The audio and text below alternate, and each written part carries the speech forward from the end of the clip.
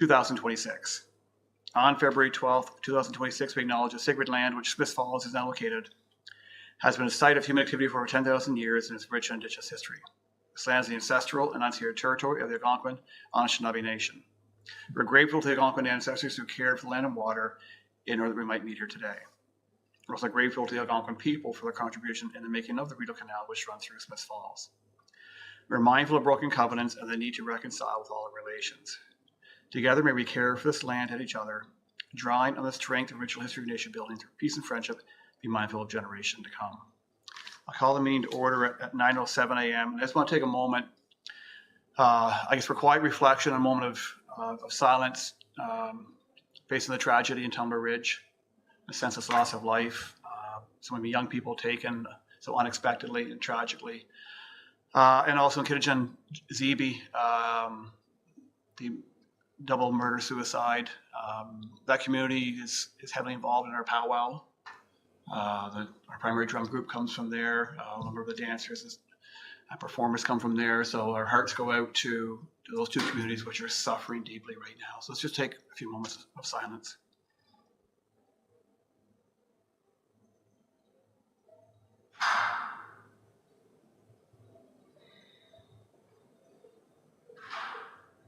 Thank you. Looking for approval of the agenda. I need a motion for approval. Today's agenda be approved. Moved by Ali, seconded by Katie. All in favor? That's carried. We have the minutes from the December 11th meeting. Looking for approval. Moved by Lewis, seconded by Janet. All in favor? Very good. Thank you. Ask for disclosure of monetary interest. I don't see any. Okay, we have no delegations today. We have a few priority items to work on and some updates. So we've had, since we last met, the Ukrainian Twinning and the Food Security Group has met, I guess, once each. And the tragedies continue to unfold. Zolochiv, Mayor Rinkiv and I, using WhatsApp, going back and forth, usually on a weekly basis. He sent me pictures yesterday of another funeral of soldiers, the people of their community who've become military, who've lost their lives. Last count, he said there's over 200 from their community alone, which of 130 confirmed and 70 which are missing in battle, presumably killed. So again, when you think of communities which are struggling or countries which are struggling, the tragedy there is endless and with no end in sight. Of course, it's deeply concerning. There's some videos that he's also sent, but I think we'll skip it for now, Carrie, just from a time standpoint. Not a lot of time today to go through it, but some of you who are part of the committee, of course, I've seen them raising the Canadian flag and playing the national anthem, which is very heartwarming. They're very appreciative of the connection to Smiths Falls. It comes up frequently. Their needs are pretty high. One being on the medical side, so where there's some, I've had some reach out to the hospital and the paramedic service to see what may be available to potentially provide some stuff to help there. But that is ongoing. And Janet, do you want to take a moment to talk about Monday? Because that is a big effort by the Smiths Falls Food Hub. We're having a taste of Ukraine, so it's going to be completely Ukrainian food, and we have it's at 4:30, so we're doing a dinner on Monday. 4:30 to 6:30 is service. We've got dancers. We've got a young singer from Duncan J, who's going to sing 3 English songs and 1 Ukrainian song for us. So, and we'll have, I think the library's coming over. They'll set up a table, so there'll be information. We'll have information hopefully on the twinning that we can get, and put out a donation jar in hopes of collecting some funds to help send the medical supplies over to them. Thank you. So a great opportunity on Family Day to get out and I have tickets if anybody's interested, except for you and you who are volunteering. Common theme through here, right? Okay. The Food Security Group met as well, and again, I think we continue to recognize that there are incredible challenges. I know as we've heard, the food bank usage is up significantly in recent years. We also know that is generally a precursor to or forecaster of future homelessness, which is even more concerning. Here you maybe just want to run through the brief notes from that meeting.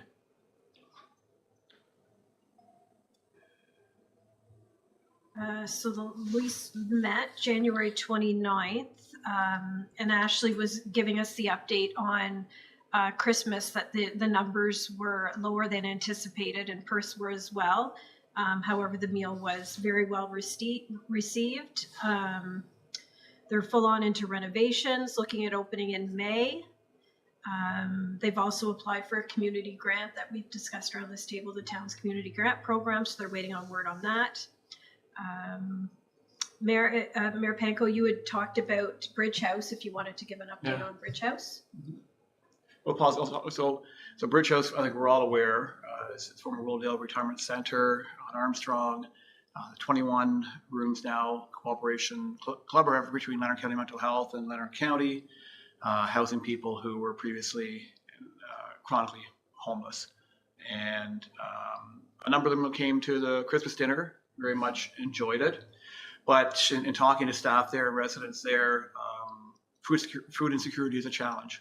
I mean, they pay, even if they're on OW, they pay a good portion of their income to be participants in the program, meaning they have shelter and support, but not a lot of money left over for food. So they're hoping to get a bit of a community cupboard put together, and I know they will be maybe looking for a freezer so that they can actually have some food available on a regular basis for people who are there.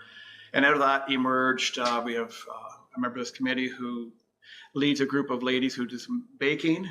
And Katie, do you want to just talk about that for a moment, because that's going to be providing some support for people. We have 8 women who will be baking to make snacks for Bridge House.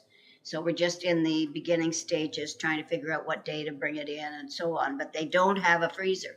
So he's going to see if they can get one. Anyway, because we can't be going every day. So, once a week would be good. Put the snacks in the freezer, and then he can give them out. Excellent. So. Yeah, so that support makes a big difference. And again, the people who moved in there generally are moving in with very little, but they do have the security, safety of shelter and comfort. And talking to some, one who I got a good conversation with during the Christmas dinner. Very difficult life, and he said this is the first time in his life he's actually had the time.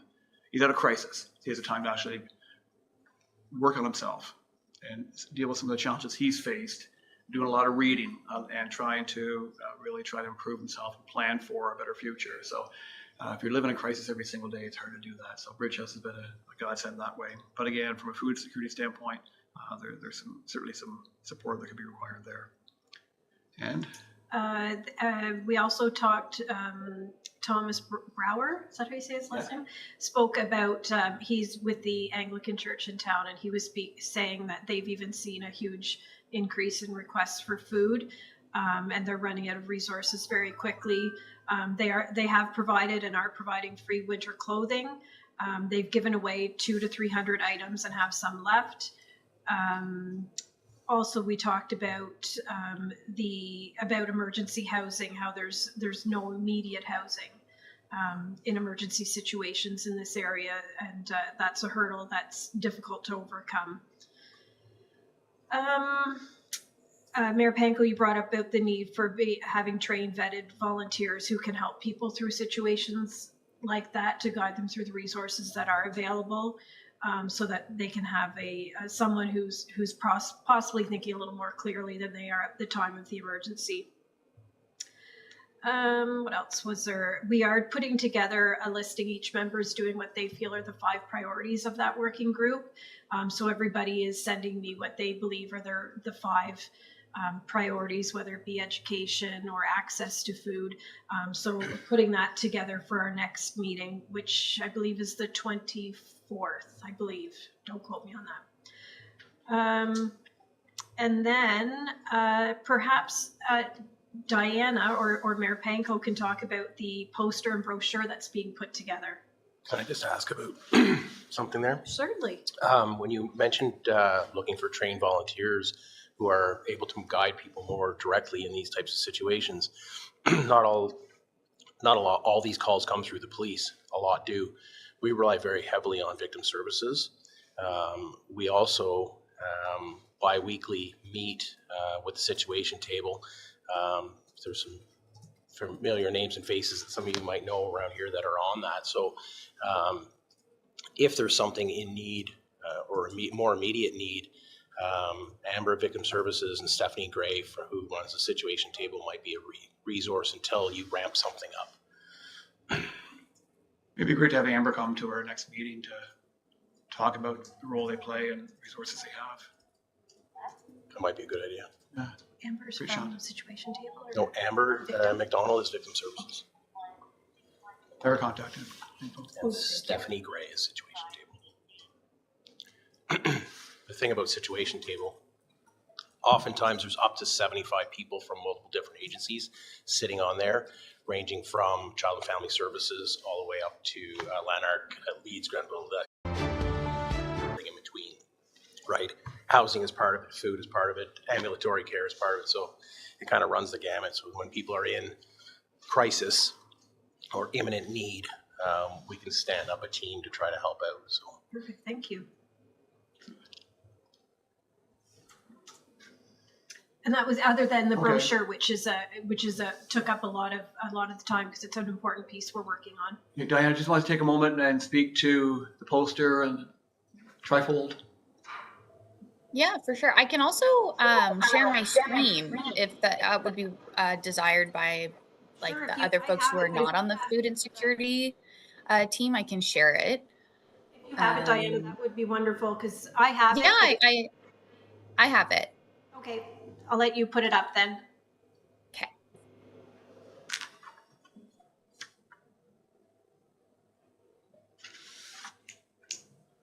Okay. So I'll start with the poster. Oh, maybe I'll do it, Diana, because we're just getting the little screen. Oh no. If you just tell me which one you want up, I'll put it up. Okay, I'll stop sharing my screen so it's not a screen inception that was happening there. I've got the poster up.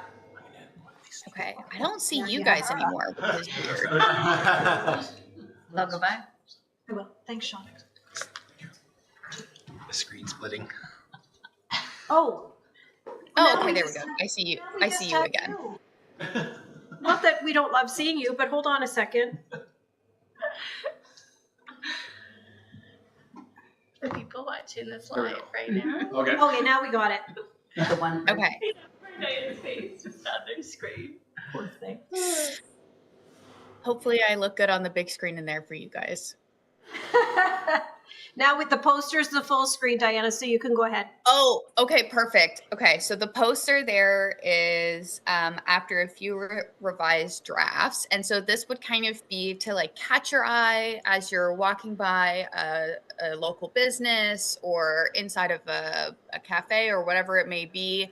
And so it's kind of a one-stop shop for a little bit of information on food insecurity for the town, as well as a quick look at locations where you can access food.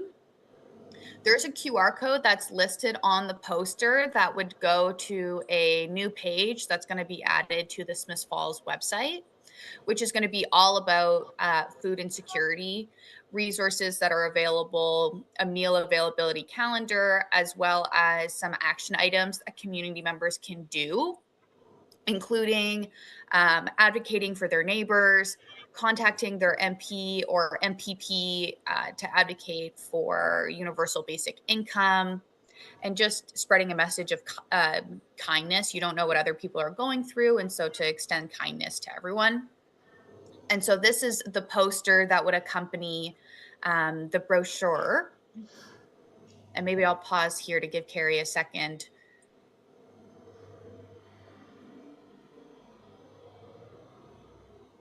And maybe just let me know when the brochure is. Okay, amazing. So the brochure that you guys are seeing, this one that like what we're seeing right now, with the the Smiths Falls logo, that would be the first page. And so again, it has the QR code that would go to the website, and it gives us just a little blurb on what it is, all of the contact information for the town specifically, as well as our Facebook page. And once again, a little bit of a blurb on what is food insecurity and why does this brochure exist. And so I included a little blurb on how this brochure was made in collaboration with this committee and local volunteers. And then what the inside of the brochure would be, amazing, thank you, Carrie, is kind of just a calendar or a table of all food options that are available. We're currently waiting on more information from the Salvation Army, I believe. And then once I have that, I'm going to edit this list to just go, all of the lunch options will be listed together. And then options that are Smiths Falls specific, as there's some right now that are Sealy's Bay and Elgin. We're also going to add the table from Perth for those who have a vehicle. That's another option for them. And so all of the font and the coloring and everything like that is all made through the Smiths Falls approved branding guide. So all of the colors are appropriate Smiths Falls colors.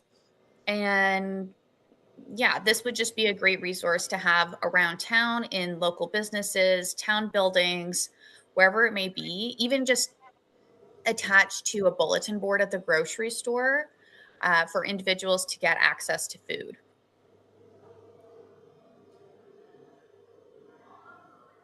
Thanks, Carrie. Thank you, Diana, and for your diligent work on this and applying your creative talents. And one of the conclusions Food Security Group reached was certainly the gap between what's available out there and the knowledge of what's available. And we recognize that if we can help connect people to the resources that are out there, it will enhance their food security. So Diana's work on this has been great. The modifications to our website, providing details as well as a brochure, of course, and a poster. So that'll be ready for distribution very soon. I think we'll probably, our next meeting, Yeah. Just have a final cursory review and then probably send it off for printing. Perfect.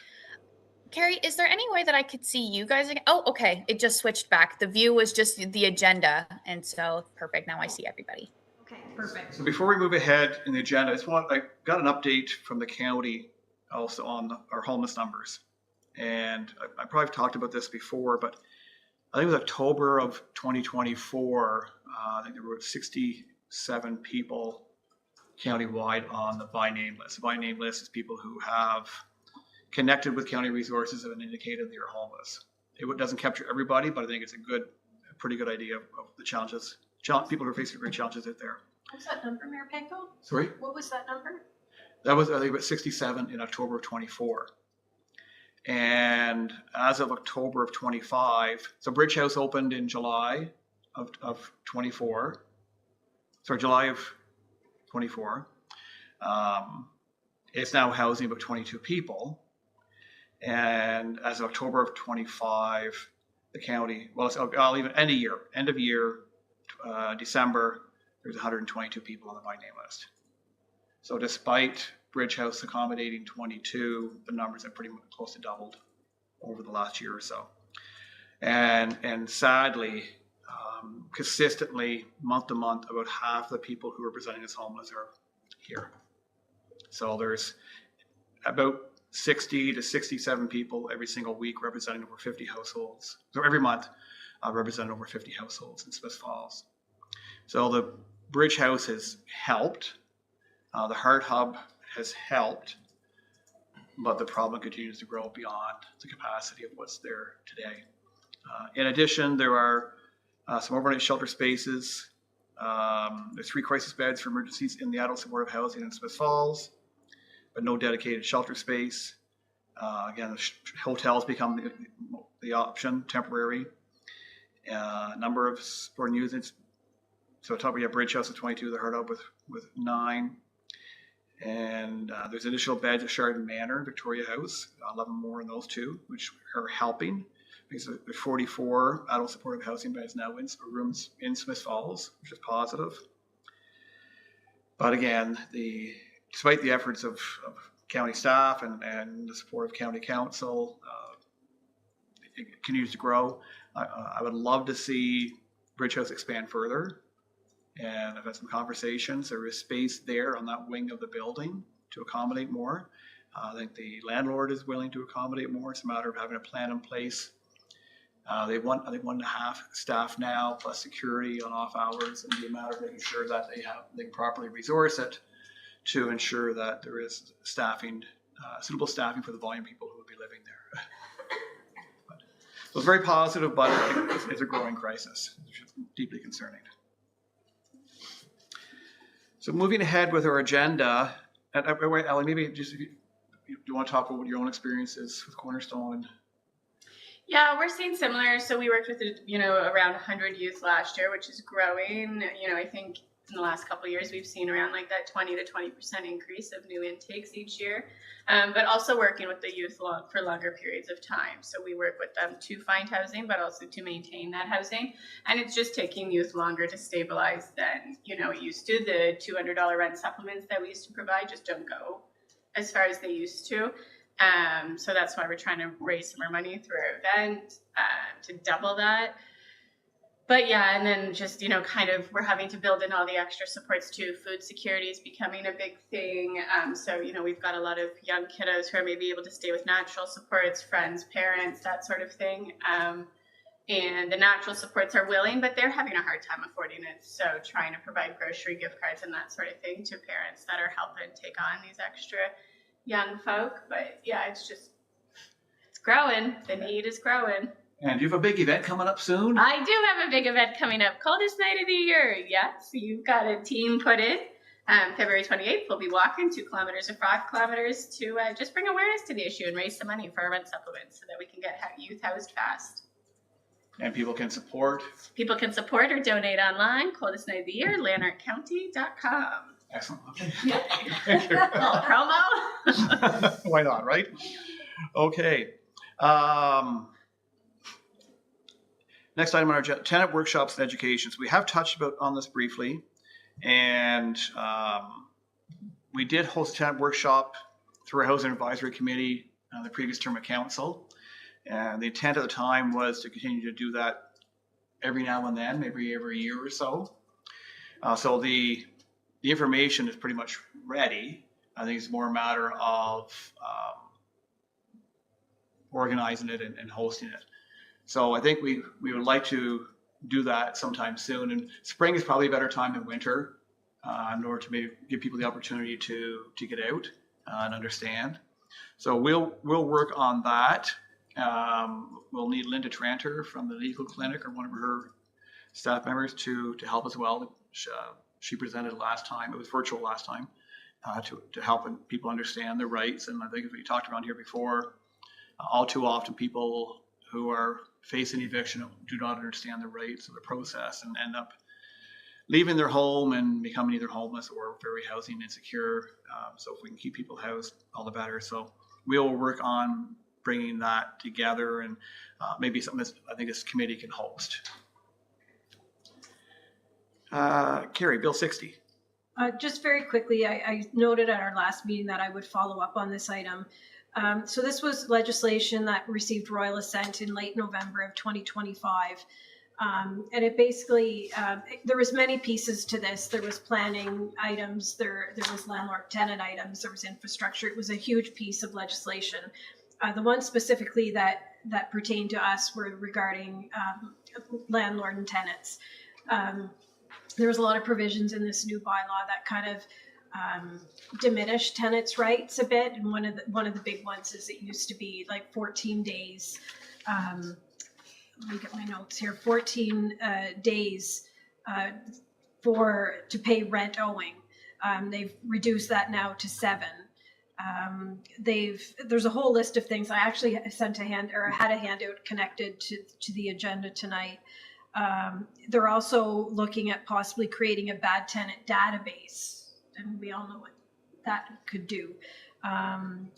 The right to raise tenant issues at rent arrears hearings, defining persistent, which would take away some discretion from the landlord-tenant tribunal. So I was looking online to see if there was any other municipalities who took any side on this or had made any resolutions. The only three I could find were from Ottawa, Hamilton, and Toronto.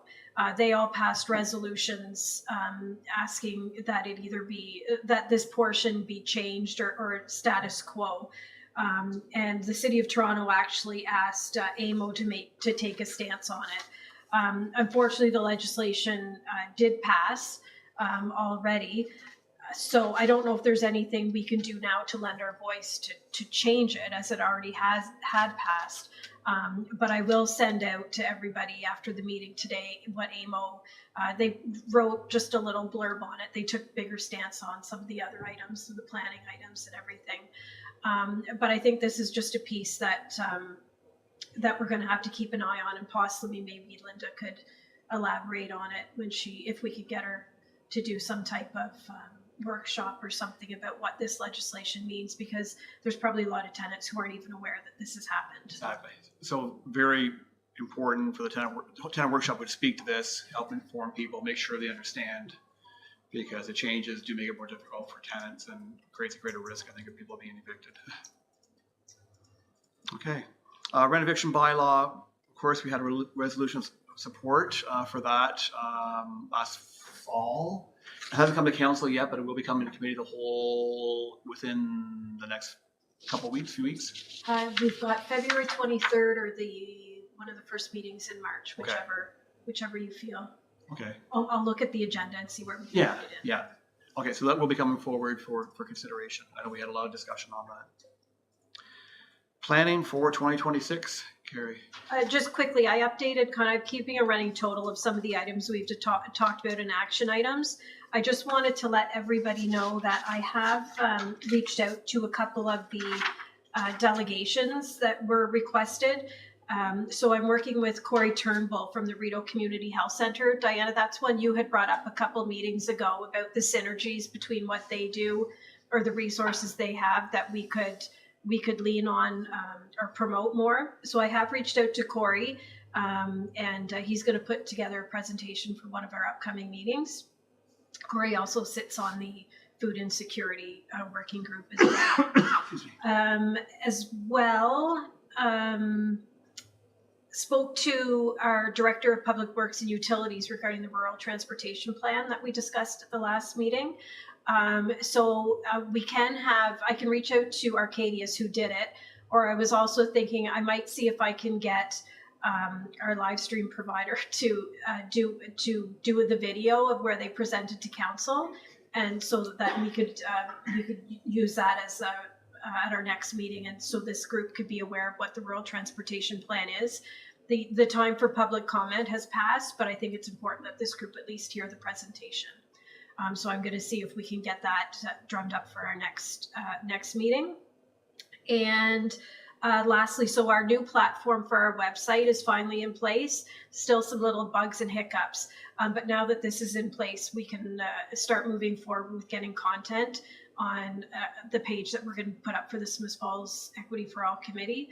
And from that page, we'll also have, we'll kind of have two, I guess, I don't know what you'd call it, links or whatever to our working groups. And that's where we'll be putting things like the brochure that this group worked on last year, as well as the poster and brochure that Diana has worked on for us, as well as like we put notices up for the Falls Food Hub, things of that nature. We can put our minutes and stuff. I don't think anybody's interested in our minutes, but it'll be our own little spot on our website where we can promote things and we can direct people to. So as soon as we get all the hiccups worked out, but so far the new platform is working fairly well. So that's in place now too. So things are moving and shaking. Excellent. Thank you. Any questions or comments? I feel got somebody in charge here. Doing well. Thank you for leading us. Only her does that. Well, you do. Well, thanks, Yes. Katie. Okay. Correspondence items. So we had, they're not attached to the agenda package, are they? Right there. Yeah. Yes. I don't know if I've had a chance to review them or not. The Niagara Let's- region, Mayor Panko was the one that was brought up at committee of the whole the other night. Yes. And we decided to defer it to, so that this committee could Yes.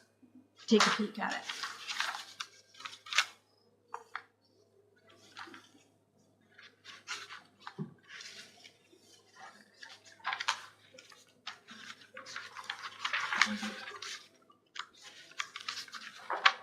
This might even be something that Cornerstone has looked at. Ellie, I'm not sure.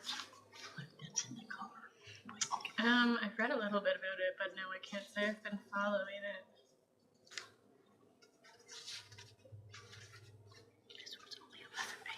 Why don't we bring this back at our next meeting and have a chance to read it and understand it? Because I think rather than having a quick cursory look at it, I'd rather everyone have a good chance to look at it, and then we can decide if we want to add our voice and request council add a voice to this. I can do that for all the correspondence items, Mayor Panko. Yeah, if you want. please. Okay. Anything for a round table? Mitra? I was in Ottawa volunteering for it, and it's like an idea that we could do in the Smith Falls. I'm not sure how, like, we need a funding for it, because they started basically with a funding, somebody applied, and then it was very much received by the community, and it became bigger and bigger. So every season, let's say like 4 times a year, they have Ottawa Repair Clinic. So it's all volunteer based. Well, sorry, Mitra, you come to the podium because we want to make sure the mic would pick this up. Thank you. I'm sorry for my. Yeah. Can I move? So you're good. I'm good. Okay. So Ottawa Ottawa Clinic. Repair Clinic. It's all volunteer based. So basically anyone that has some expertise in repairing something.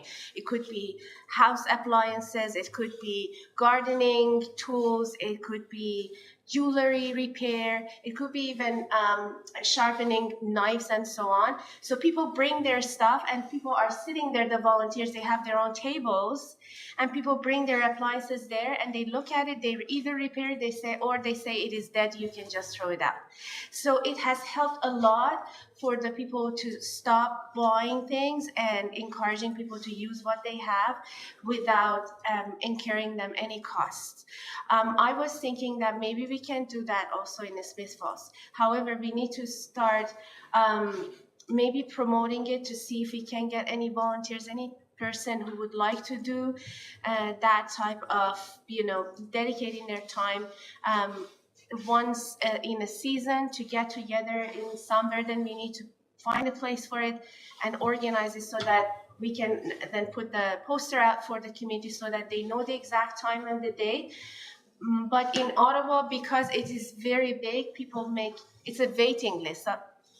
Like people literally come and stay at the door in a line for them to go in and get their whatever they have machine repaired, and then they go out. So you can see there people with their vacuum cleaner up to their watch repair, like all sorts of stuff, and it's very good. So I thought that's a good model for our community, so that we may start doing something maybe smaller size, and then if it went well, then we can make it bigger. That's fascinating. I think it's a real fit with Real Environmental Action League, who their commitment is to make sure nothing gets thrown out, Exactly. right? And things get repurposed or reused or resold, but I'm not sure about repaired. We before. talked about it for years, but because I know how many men are sitting at home who know how to do this stuff and they have nothing to do. And anyway, but we just never had the space at Real. Okay. But Could great idea. I know. I agree. And once they get something repaired, they bring the person there. They make a photo of course, if the person wants to.